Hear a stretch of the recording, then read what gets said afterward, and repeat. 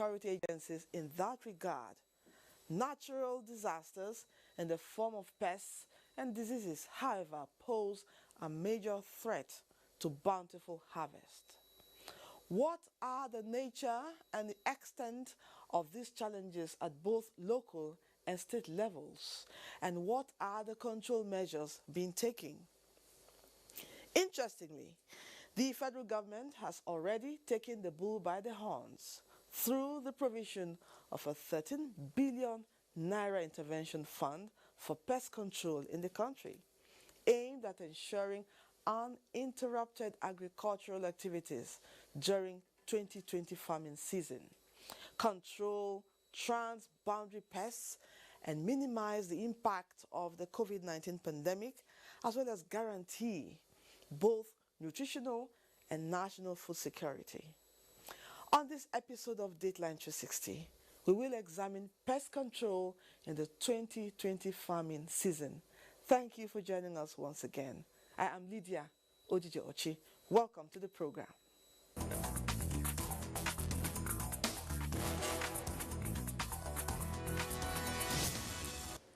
Yam and cassava, which are the major staple food crops in the southeast zone, are among those regarded as future crops in Nigeria's struggle to attain food sufficiency and security through increased production. However, as these crops are attacked by a wide range of pests and diseases leading to low yields, some key players in the agricultural sector in some states in the southeast have commended the federal government for approving the sum of 13 billion naira intervention fund for pest control in some states of Nigeria. Chinenye Nwonye reports. This is a yam and cassava farm in Enugu State, southeast Nigeria. Statistics have shown that over 500 million people in the tropical world, particularly Africa, depend on cassava and yam as some of their major staple foods. And for many years to come, these crops will continue to be an important source of carbohydrate to 10 millions of people, particularly in the rural and urban poor in Africa. Aside being a tropical annual tuber crop produced for food and medicinal purposes, the sociocultural significance of yam in the southeast zone cannot be overemphasized. On its own part, cassava is one of the most staple food crops which is cultivated not just for human consumption as an important source of carbohydrate, but also to provide raw materials for industries. Research has, however, shown that these two crops are infested by a wide range of insects, pests, and diseases while in the field and after harvest. Some of them, according to agricultural experts, include leaf and tuber beetles, scales, mealybugs, cassava mosaic diseases, and cassava bacterial blight, among others. These pests and diseases, they say, can lead to low yields, which in turn affects income of farmers and also reduce food sufficiency. Crops are growing when they are still tender. Like stem boilers can attack the cassava stem. You have the cassava mosaic disease, which is a very serious pest of cassava. So what we did was we evaluated 52 varieties of cassava. We evaluated that to test how resistant they are to this mosaic virus. So eventually we came up with 10 cross-cutting varieties that can resist this mosaic disease. Not only that they can resist mosaic disease, they are high yielding. On the management of these pests and diseases, experts advocate dipping the seed yams in insecticide and fungicides before cultivation, and also to study the life cycle of pests attacking a particular crop, among other preventive measures. I think government or research institutes are working seriously to address these challenges. One of the best measures to tackle this is having quality seed, seed protection, and from the accredited seed companies. If it is stem, you must go for the best breed. That's a hybrid. Because from onset, the hybrid has resistance, inbuilt resistance, that will make the crop not to be susceptible to pests and diseases. Considering the negative effects usually posed on the environment and on non-target organisms, there is a public outcry for a paradigm shift from the use of synthetic pesticides to the use of better alternative methods such as plant extracts, which are safer and cost-effective for crop protection. Some farmers have commended the federal government for the Pest Control Intervention Fund, which they say will help ensure uninterrupted agricultural activities during this year's farming season and to minimize impact of COVID-19 pandemic. What my family is eating now is what I cultivated. I came from Port Harcourt. What I cultivated is what they are still eating. During this COVID, while some farmers in the southeast zone are commending the federal government for approving the sum of 13 billion naira as intervention fund for pest control in about 12 states of the country, they want the government to extend the kind gesture to the states in the southeast zone.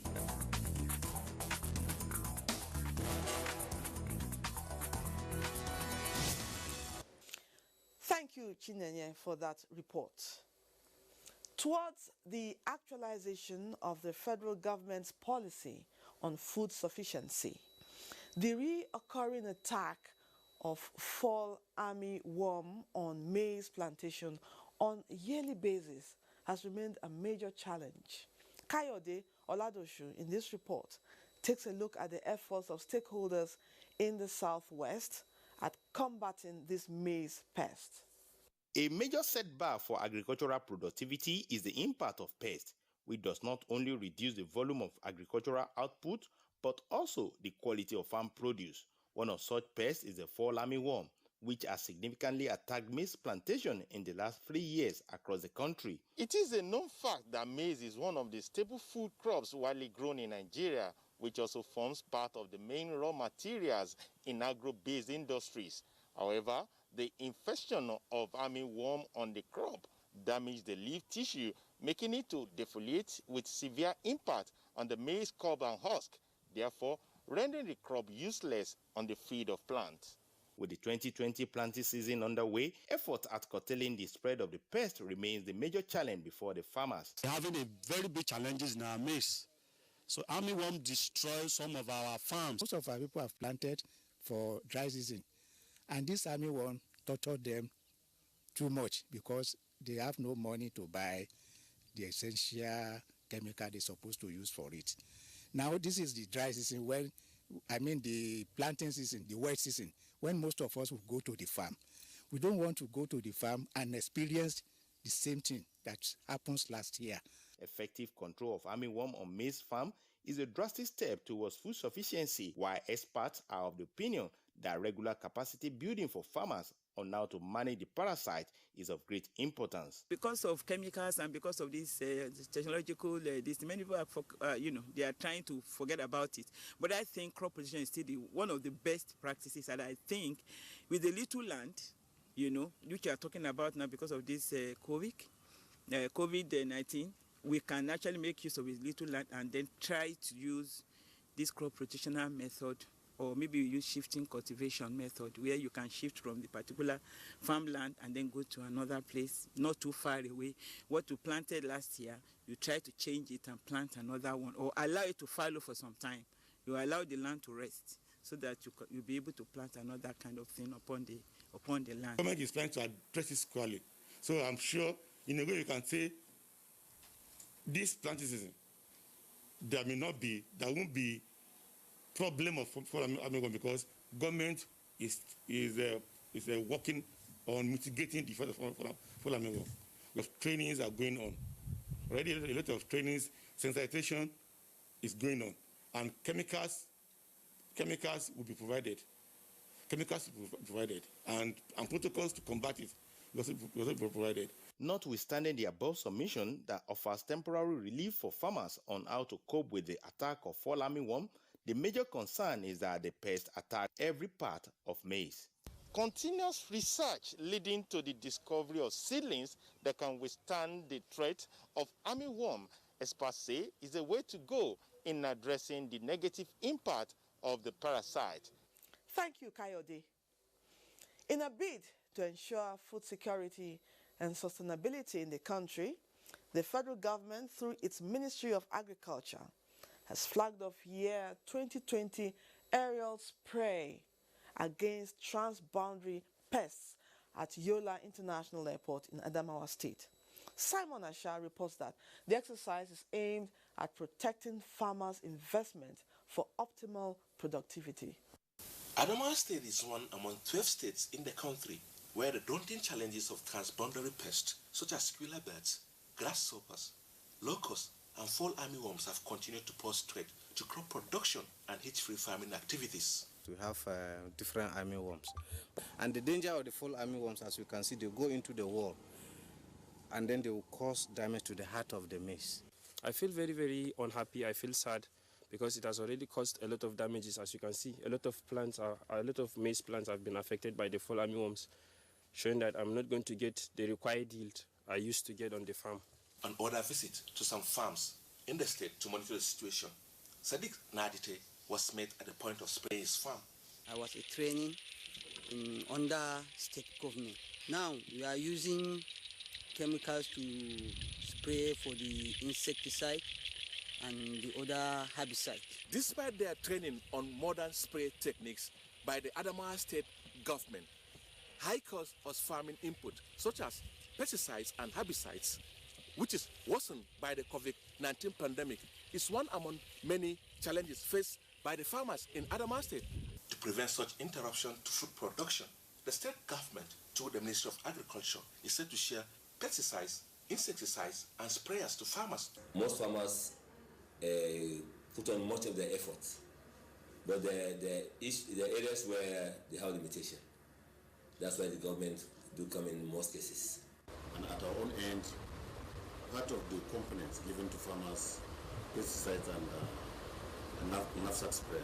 The commissioner added that area spray against transboundary pests was recently carried out at various locations in the state, in addition to 6 weather stations to be put in place in School of Agric and Adamawa State University, in Ganye and Mubi local government areas of the state, among other locations, to monitor the weather condition with the view to controlling transboundary pest movement.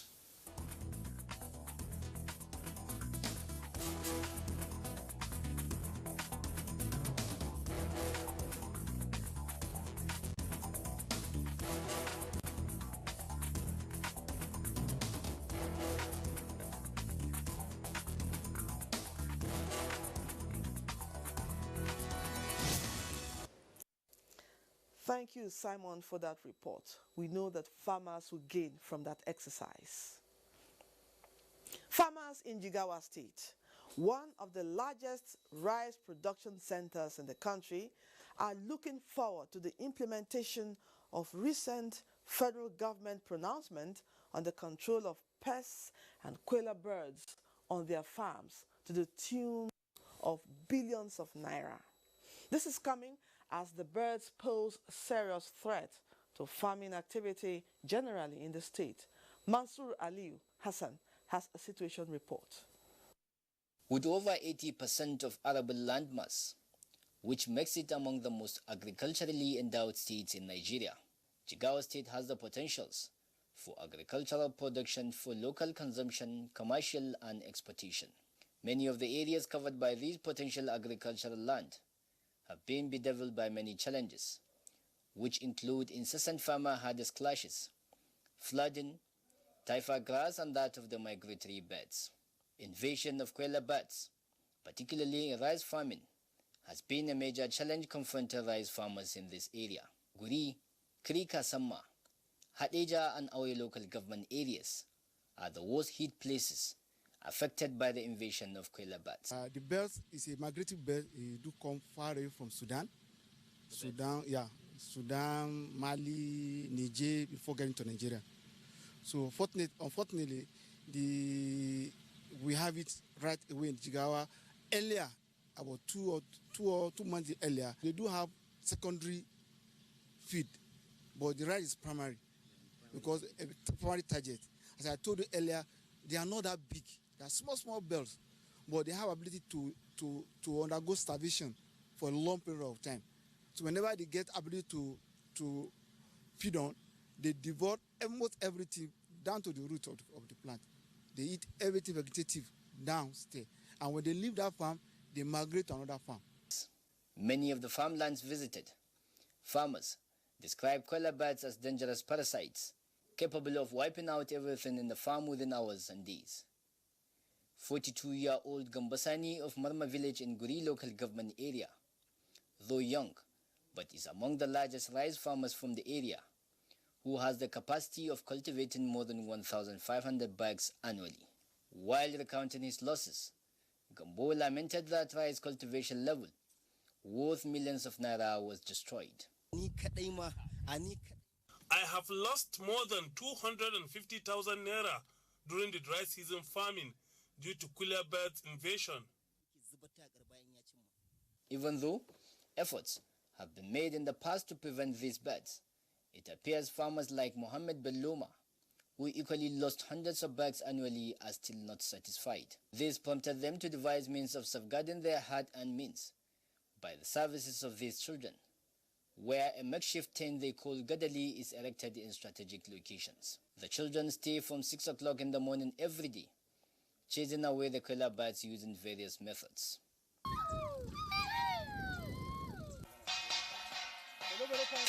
Jigawa being a predominant place for rice. We produce rice a lot here. So they have been coming. It's not the first time. It's a specific place they normally try to get into us. While calling for urgent federal and state government's intervention, they also advise on adopting research-based pest repellents that will eliminate both birds and the typha grass without any biological damage to them. This Kachala is their best. If for Quelea birds, for example, in the morning you will see them in millions. They live where they sleep. They will go to and destroy farm. In the evening time, you will see them going back to their base. The essence of the damage is serious. At least if it comes now, it destroys more than 60% of our crops every blessed year.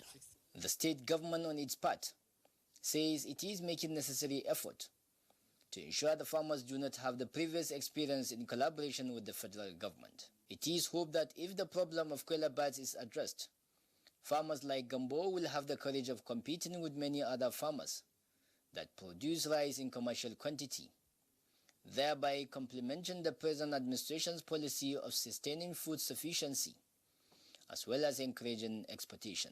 Experts say rice damaged by Quelea birds represent a significant economic loss to farmers, which undermines effort to reduce poverty through food shortage, seen as a threat to the well-being of the people.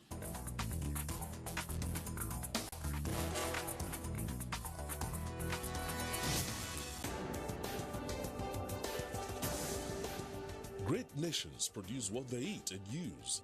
We have started to move away from just consumption to domestic production because we cultivated policies around growing what we eat. Our land has grown far more rice than any time in our history, producing food, jobs, prosperity and dignity for millions of our countrymen and women. Reversing the trend of fertilizer importation under the Presidential Fertilizer Initiative puts not only plants and many citizens to work, but also saves valuable foreign exchange. Also, the foundation for Made in Nigeria has been laid, building special economic zones around the country. In partnership with the private sector, Nigeria is now truly at the cusp of not only making what we use, but exporting what we make. Farmers and herders will coexist and produce efficiently and eradicates the age-long conflict over land, water, and pasture. More and more production and processing centers and clusters will bring more work and prosperity ladder to millions and millions of our people. Cultivating and making things are much tougher work than destroying. To grow and make Nigeria attain the next level of all our dreams requires coming together, pulling our energies together, and planting the seeds, assembling the plants, one seed, one part at a time. Let's build bridges. Let's plant tolerance, peace, and unity. Let's all go higher to the place of prosperity, security, and stability.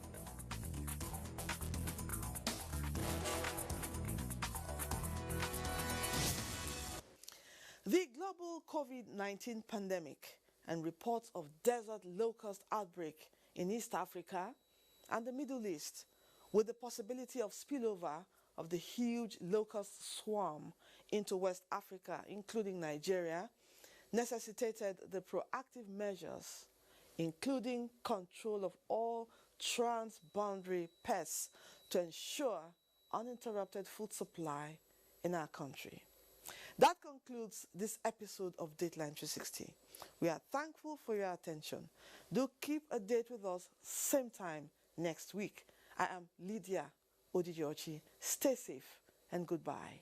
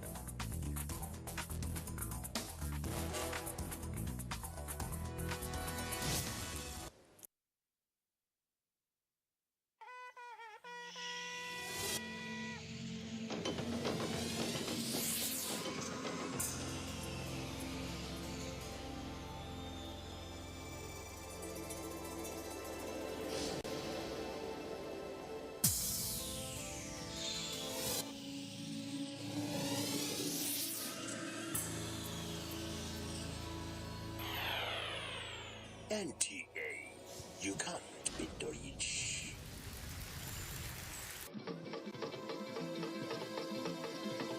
Nigeria, a nation of great people. Different tribes and languages, yet we are united in our diversity.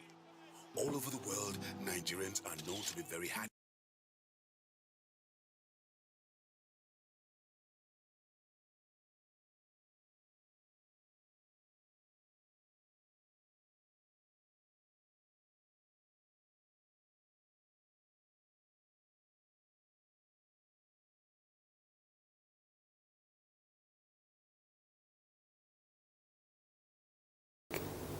The challenge and come out with innovative ideas, chances are that both your risk and challenge will be overcome. And they will combine then to provide you with what? Favorable circumstances of doing the things you've not been doing. And for me, I hope and I pray that our leaders in this country will allow common sense to prevail so that our response to the pandemic will take us in the direction that we have failed to be all this while. Okay. Excellency, I must say I have to hold you here on this leg of the program because kind of exhausted. Back end, you have talked about the fact that the time frame will not allow us to exhaust the program. So we tinker towards another leg of it. But ultimately, you are positive about the program? Let me say I have an open mind about it, with a prayer and a hope that we will do things differently and not allow this long journey. I said at the beginning of the program that began in 1972, it will be 50 years in 2 years since the Earth Summit in in Stockholm. And we've been talking about poverty since then. Do we have the means and the ability to overcome or eradicate poverty? My answer is a resounding yes. Yes, because if the will is there, the way will be there. And I believe that it must begin from home. Let us start from here. Thank you so much, Your Excellency, for being on Diplomatic Ties. Thank you so much. Well, the United Nations Alliance for Poverty Eradication is work in progress, and from what the guest said, if all the resources globally, nationally are pulled together towards the direction of the vision, then he is very positive about it, and I believe the world too is positive about it. That's it on this leg of the program. Thanks for watching. Bye-bye.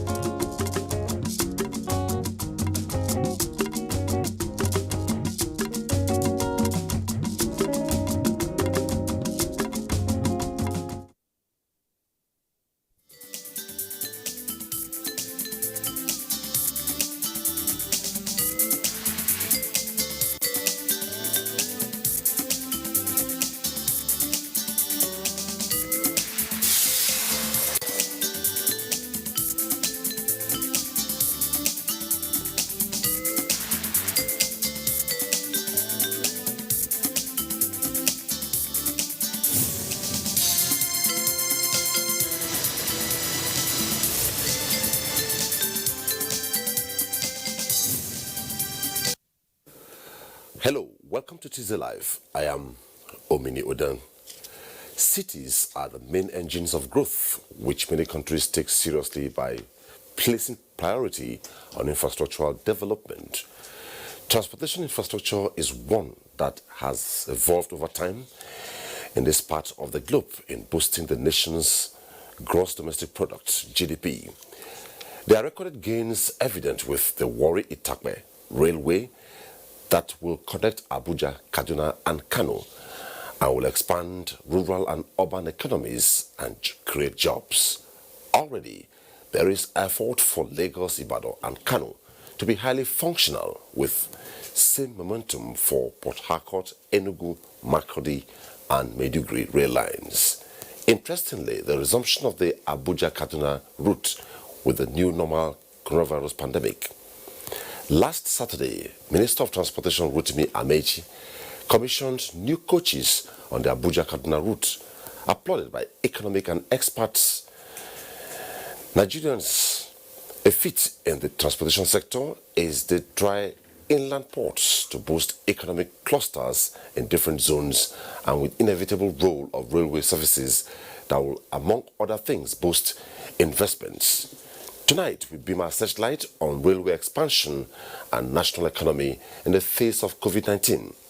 As a tradition, we will be bringing you reports from parts of the country on the subject matter. But first, this background report put together by Olushie Adiago. Research shows that it was in 1898 that the first rail line was constructed in Nigeria, making it one of the oldest means of transportation in the country.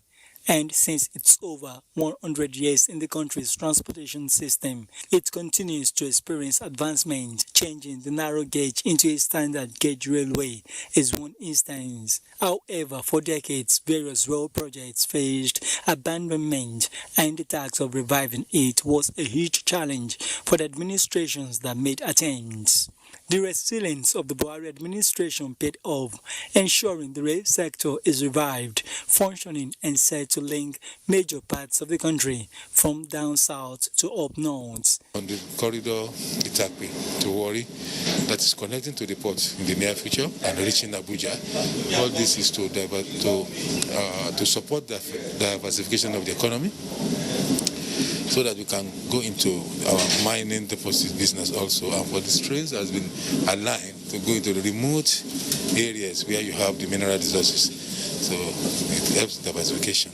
So if we are taking a train, let's say of container, 40 tons of 40-foot container, we talk about carrying about 30 trucks on the road.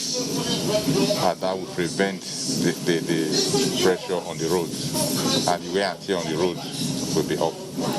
And it will arrive there before the road. 3 major rail projects inherited from previous administration have been completed and commissioned. One of these is the Abuja-Kaduna rail line. The latest of the completed rail projects are the Itakpe-Ajaokuta-Warri rail lines and parts of the rails along Lagos-Ibadan corridor. Unfortunately, at the time of fixing dates for total completion and commissioning of these projects, COVID-19 came calling, and for 4 months, train services were altered, hampering progress at project sites. However, within the period, the federal government brings in new coaches and locomotives to address the challenges of its insufficiency pre-COVID-19.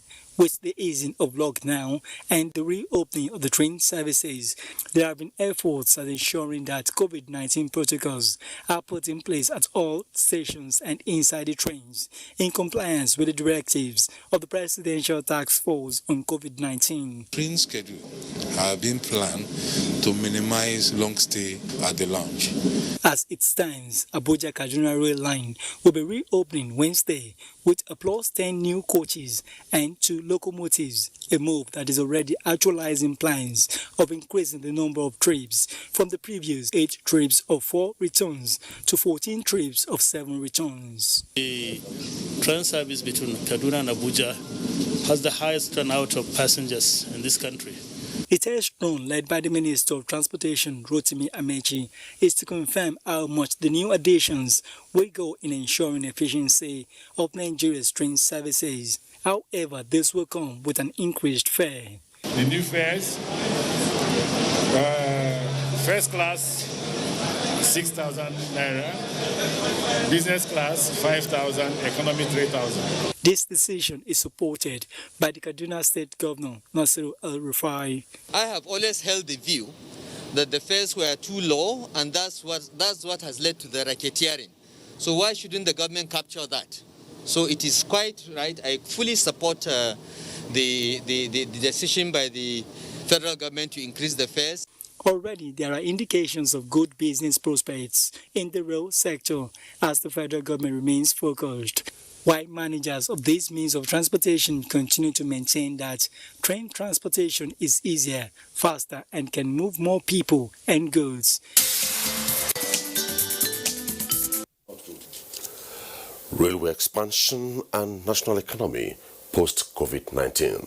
That background by Ediagbo sets the tone for the program tonight. It's Tuesday Live, and at some point our phone lines will be open, and when we are through to you, please go straight to the point and make your contribution. And in doing this, please turn down the volume of your television set. Also, you can be part of the conversation tonight through our Twitter handle at Tuesday Live NTA. My guest tonight is the Minister of Transportation, Right Honorable Rotimi Amechi. Welcome to the program. Thank you very much. Joshua Ango, Associate Professor, Business Entrepreneurship and Dean, Postgraduate School, Kaduna State University, is joining us from our Kaduna Network Center. Good to have you on the program tonight. Yeah, good evening. Thank you very much for having me. The Managing Director, Nigerian Railway Corporation, via Zoom, joining us from Lagos, Fidet Okira. Welcome, MD. Yes, welcome aboard. Mohammed Mutaka Osman, Professor of Economics, Ahmadu Bello University, Zaria, joining us from via Zoom, Zaria. Good to have you on the program.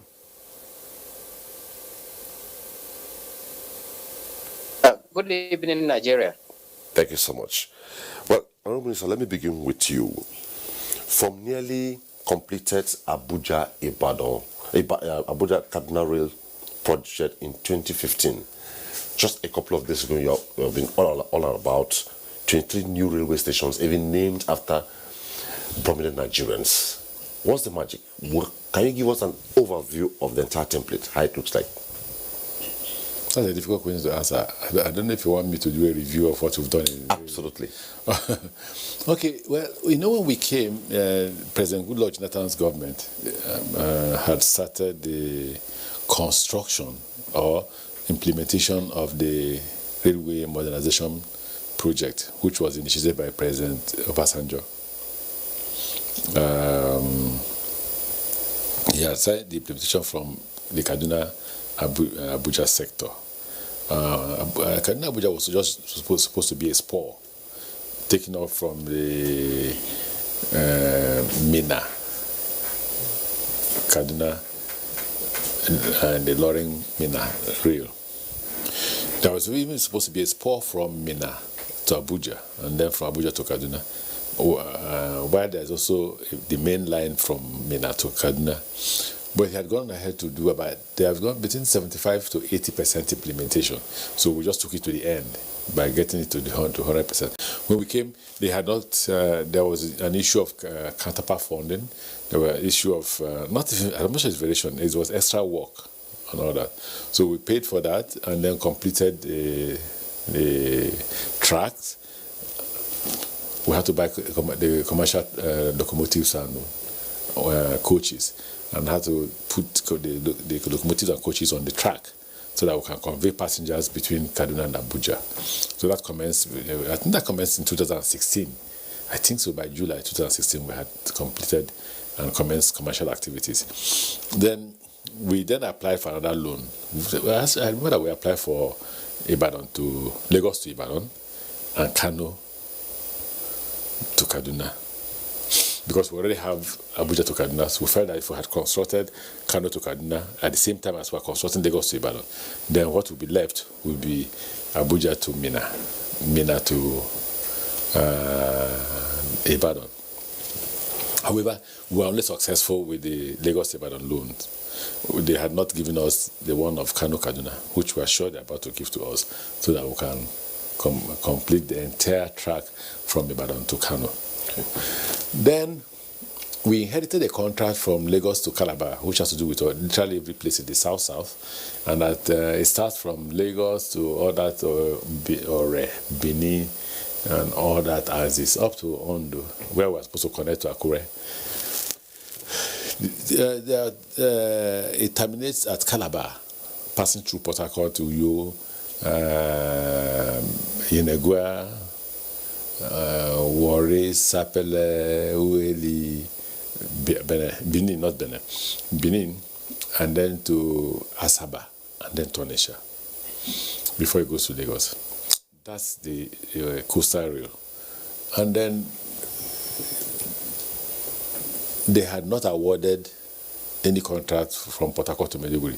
That's one we're about to do now. These were the ones we inherited. What are the ones we are trying to put on ground? We are trying to complete the construction of the Lagos to Kano. We want to start from Ibadan to end up in Kano. We are currently negotiating the loan for the Lagos to Calabar, just as we are negotiating the loan from Port Harcourt to Maiduguri. Now, if you have this Port Harcourt to Maiduguri, Lagos to Calabar, and Lagos to Kano, and then you add the central line that begins from Abuja to Warri, then you're good to go. You literally have gone to nearly all parts of the country, excluding Sokoto, Kebbi, Taraba, and possibly Katsina. Now there are other lines that are springing up. The one from Kano to Maradi, going through Kano, Duse, Daura, Katsina, Jibia, and then Maradi. As usual, they will say Maradi is in the Nigerian Republic, but you need to get to that boundary and put a station to enable our brothers from listen to use our seaport. Okay. That's the reason why we did that. And then we met for the Itabe to Warri, which has been uncompleted for the past 34 years. And the president said, we're not going to borrow money from anybody. We're just going to focus through our budget to complete the rail line from Itabe to Warri. So when we came, there were no stations. Now we've completed the stations. No communication and signaling. We're working on the communication and signaling. They had vandalized the track. We had to rebuild the track, and then we're good to go. Okay. We've also been able to buy locomotives and coaches for Lagos Ibadan. We've already arrived the country. We've bought more coaches for Abuja Kaduna, and so also have we bought more coaches for Itabe to Warri. These are good to go. They will start running as soon as possible. Okay, quickly, just as Mr. President approved the naming of the 23 railway stations after prominent Nigerians, the question is, are these stations functional, or they just named them before they take off? Well, at least the one from, okay, those of us will not name them. The one from Abuja to Kaduna, are they not functional? You're using the Do station. If you've not used that, I have used it. I used it that day. Okay. Well, if you've not used Kubwa, I have used Kubwa. The Cassava station is functioning. There is Jere station. There is not Rigachiku. Rigachiku is yet to be constructed. Regina and others that are on land, and they are functional. Okay. We're nearly 70 to 80% completion of all the stations from Apapa Seaport to Ibadan town. Now, so the reason why we named them is at the point where the Chinese company has said, what are the names of these stations, so that we'll put a signpost for them. Okay, so the president agreed to name them after these prominent Nigerians, and you can agree that these are prominent Nigerians. Okay. Before I go to other but one of Itabe Warri is ready to go, so it's just a matter of getting the president to commission it a worry. Just to clarify, when most people hear, most time you talk about we are negotiating loan, we borrow to do, they tend to be misunderstand all the concept behind it. Can you expand on this? There's no country in the world that does not borrow, including America. And again, the railway is capital intensive. In fact, I praise the president for the courage to borrow. So also do I praise my colleague, the Minister for Finance, for working along with the president to borrow money to. You see, one good thing about the loans that were collected under this regime is that they're not paid to us. They are paid directly to the contractor who executes those projects. So we don't even see the loan. The contractor is paid in China because it's a Chinese company. That's the agreement we have in the loan. And then what the Chinese company does is to come down to Nigeria to construct that project. At every point in time he meets the target, he gets his money in China. That's what it is. Unlike the last time, the previous governments and the civilian government, where loans are paid directly to the government. Then you award the contract yourself, you pay the contractor. There are bound to be corruption in the process. Okay. But here, you are not going to see the money. Okay, you just commissioned a couple of coaches for the Abuja-Kaduna route. What informed it? I didn't commission any. The president will do the commissioning. We just coaches. Yes. What we did was to say, okay, gentlemen, before the president commissions these coaches, can we put it to test before the president commissions the coaches that are not functional? So we put some of them to test by running it to Kaduna and back.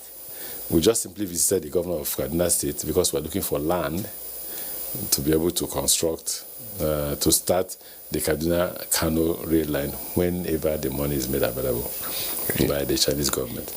And just like we've also done a test run on the Itabewari rail, so that when the president is ready to commission, we won't say we didn't complete construction. How many coaches in all? There are quite many. I can't say there are quite many. Okay. Lagos Ibadan is about 32 coaches, I think so. And whether 8 locomotives, that's huge. Okay. We'll come back to other matters. Let me go to Lagos, where the Managing Director of Nigerian Railway Corporation is joining us via Zoom. Mr. Fidet Okira, you have been very visible, and we have heard so much you have put in place to take off with the Abuja-Kaduna rail route in a couple of hours. The countdown already. We have heard about no mask, no sanitizer. Can you give us an update? As we speak, a train has taken off from Kaduna this evening, Abuja this evening, to go to Kaduna. That will start 10 minutes to 7 tomorrow to return back to Abuja. While the one that will be taken off from both those in Kaduna and Abuja, the Lagos team has joined them to ensure that the first day, the protocol are properly managed and enforced. So they are right on ground now, and we have used code to demarcate the queues and the marking of the distance has been put in place. We have also ensured that the security agents, the police, and the civil defense team, the manual war and John ambulance are on ground to start tomorrow morning. We have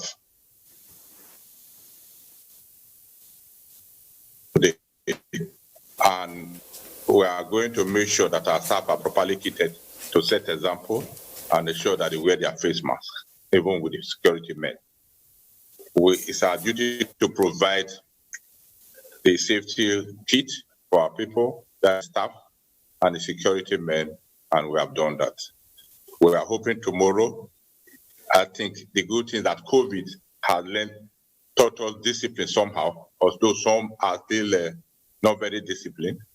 Those who understand that there is no duty in life are disciplined themselves.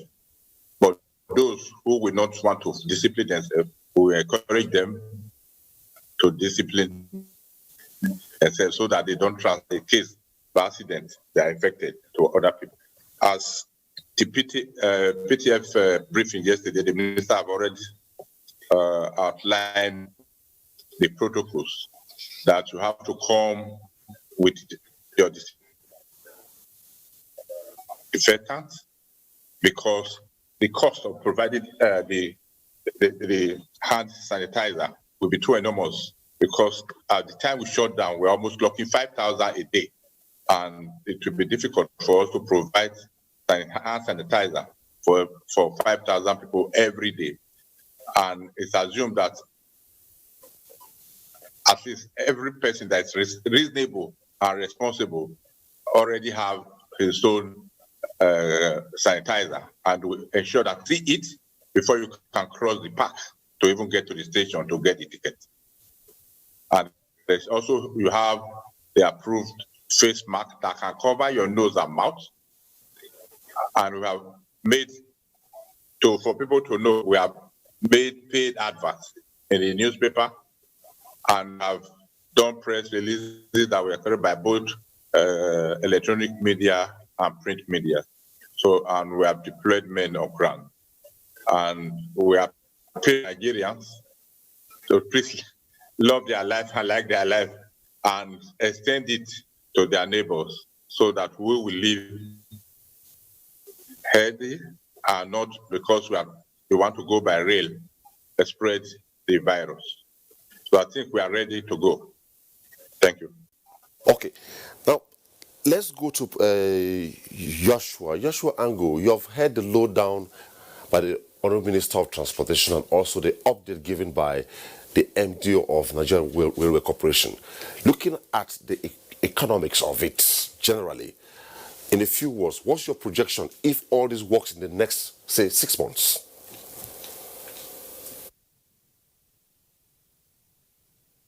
It is clear that rail is one of the most important means of transportation available globally.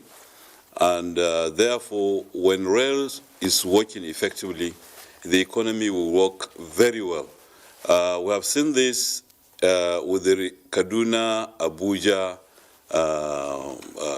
track, and that is working very well. And if that happens, like the Honorable Minister says, given the vision of the national reach that this network is going to achieve, certainly the economy will do very well. Even though what we have seen so far in terms of the Kaduna Abuja is largely in transporting, it does not involve transportation of goods.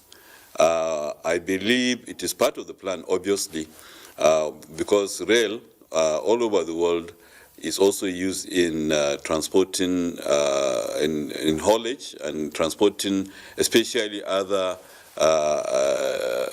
fuel, minerals, foodstuff, agricultural commodities.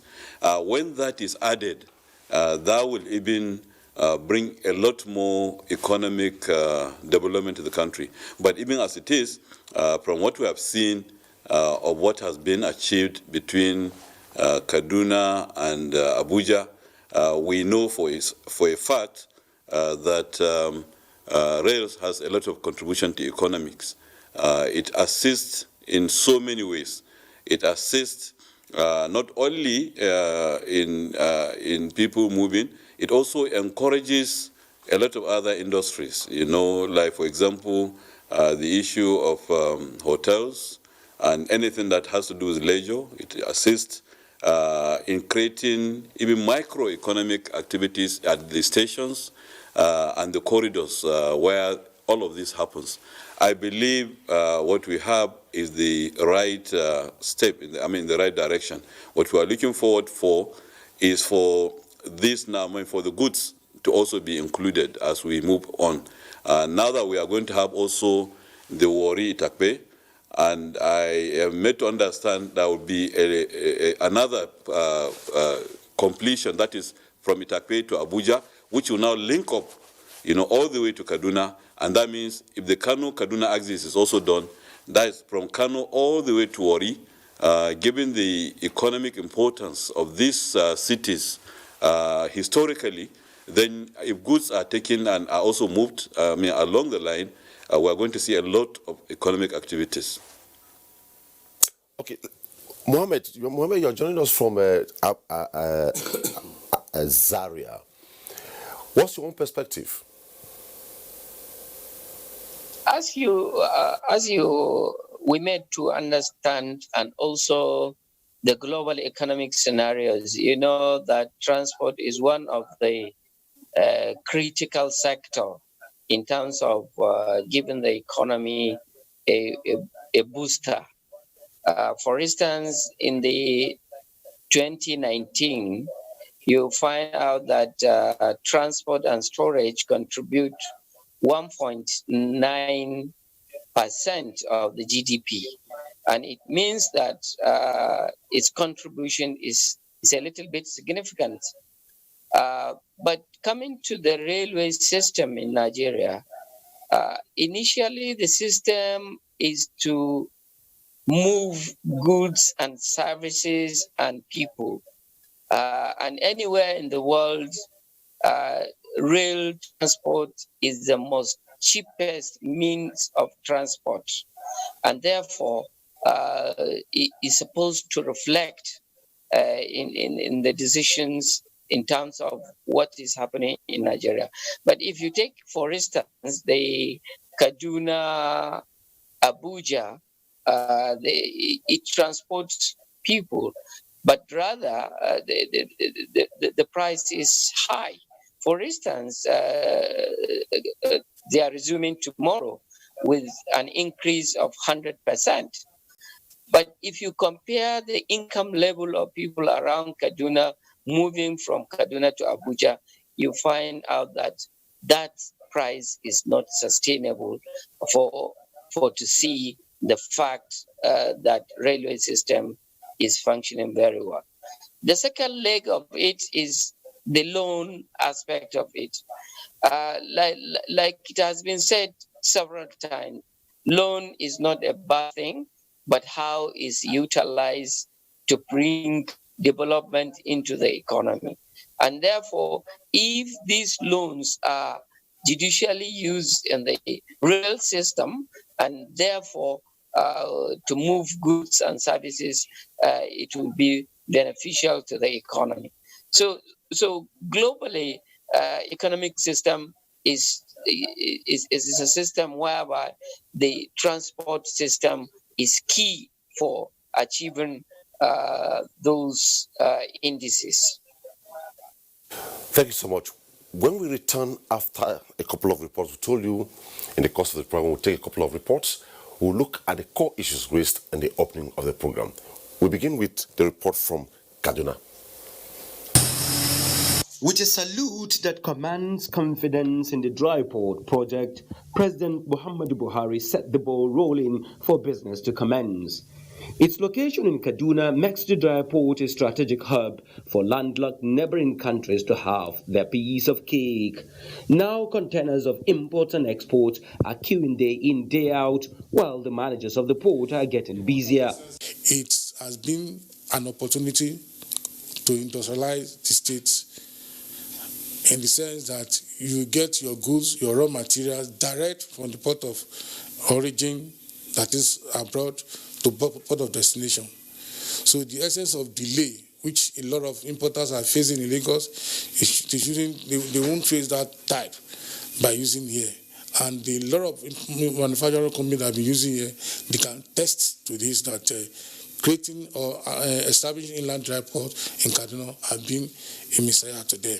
The industrial clusters across northern Nigeria are already saving huge cost and stress occasioned by landing their consignment at the Lagos port as the dry port fills the gap. Analysts have also projected that the Kaduna dry port stands the chance of becoming a strategic hub and a catalyst for industrial revolution within the west coast of Africa.